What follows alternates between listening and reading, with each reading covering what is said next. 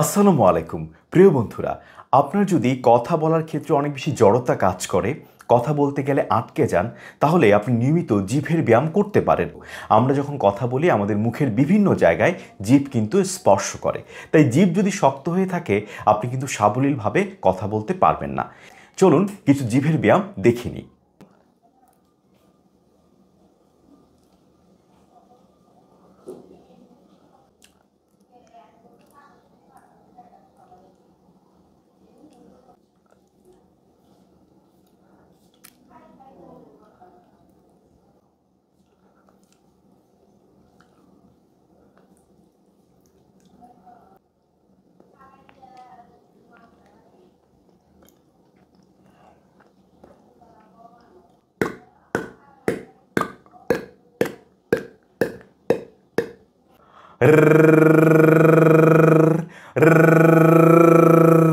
শুরুতে কিছু কিছু ব্যায়াম করতে আপনার কষ্ট হবে, কিন্তু আপনি নিয়মিত চর্চা করলে আপনি অনায়াসে কিন্তু এই জিভের ব্যায়ামগুলো করতে পারবেন।